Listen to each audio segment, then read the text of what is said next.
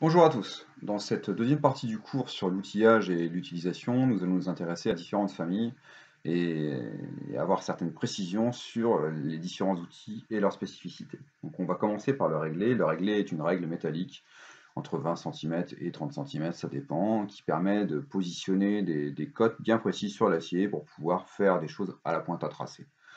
Sa précision est au millimètre maximum au demi-millimètre, quoi, à 5 dixièmes, mais pas plus, quoi.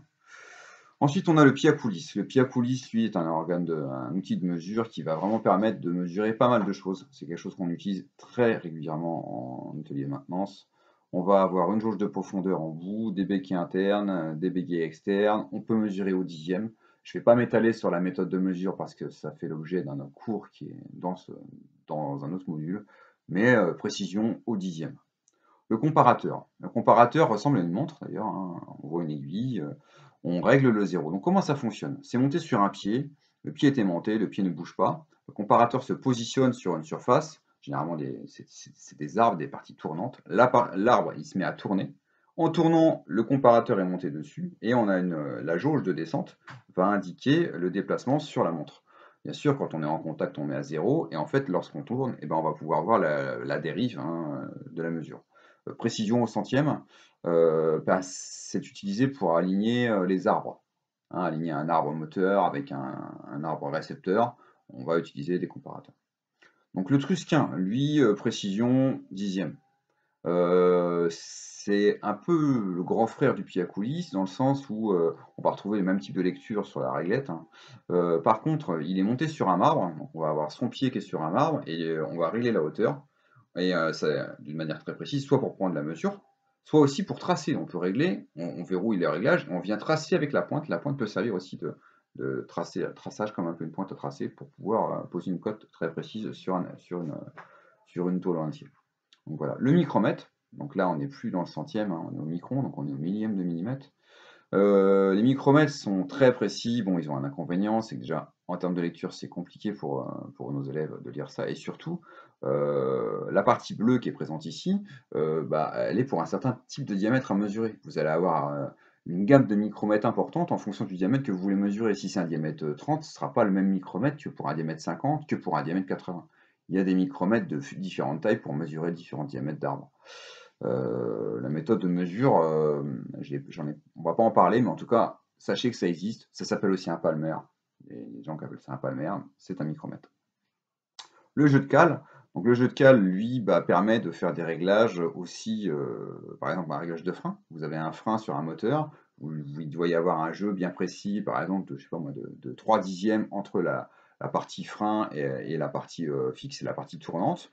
Il faut passer la cale, faire le réglage, bien serré, et cette cale, on l'obtient sur ce jeu de cale, on tourne le jeu de cale, on obtient un 3 dixièmes.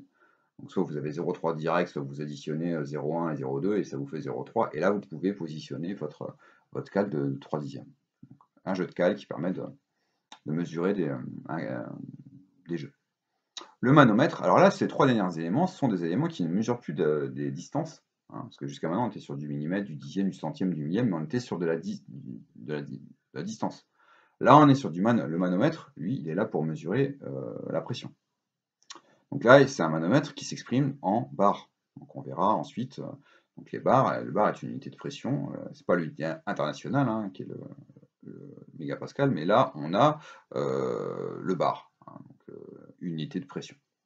À côté, vous avez un débitmètre, qui est une unité de volume par une unité de temps. Là, clairement, c'est des litres par heure. Ça aurait pu être des mètres cubes minutes, ou des litres minutes, ou des mètres cubes secondes. Enfin, là, celui-ci est dimensionné pour faire du litre par heure en termes de mesure. Et vous avez le multimètre, hein, le multimètre qui, lui, mesure tension, intensité, résistance, enfin, qui mesure la partie électrique. Donc voici pour les organes de mesure. On va passer à une autre famille d'outillage. On va trouver donc tout ce qui concerne la manutention. Vous allez trouver les élingues. Donc les élingues permettent justement de maintenir des éléments qu'on va venir mettre sur la chèvre pour pouvoir les déplacer. Donc je rappelle que la couleur des élingues est importante, hein. Elle correspond à leur capacité de charge, hein. Il y en a des oranges, des violettes, il y en a des rouges, il y en a des vertes. Et chacune d'entre elles ont ont des capacités de charge maximales, hein. Ça pourrait être l'objet d'une vidéo que je mettrai en ligne sur mon site si vous voulez aller voir sur les élingues. Vous avez des manilles. Donc les manilles, c'est ce qui fait la liaison entre l'élingue et l'élément à soulever, évidemment. La chèvre, bah, c'est la partie qui fait la liaison avec l'élingue. Vous avez les anneaux de levage qui sont souvent vissés dans les éléments, que ce soit des réducteurs, des moteurs, enfin, même des pompes, des fois on a des anneaux de levage. Voilà. La table élévatrice, le grand classique, le transpalette, bon, bah, des éléments de manutention. Donc, et on arrive sur la sécurité. Donc, ce sont évidemment, cette liste est clairement non exhaustive, hein, il y en a plein d'autres. Là, c'est les essentiels, hein, c'est un début de formation. Donc, vous avez les gants, les lunettes, les chaussures de sécurité, blouse, casque, tapis isolant, cagoule de soudure. Donc là, j'ai juste mis une sécurité électrique, j'ai juste mis une sécurité soudure. Il y en a d'autres, hein, on est bien d'accord. Donc, voici pour ce cours sur l'utilisation de l'outillage et les outils de base pour commencer. En toute sécurité justement, d'aller à l'atelier. Merci.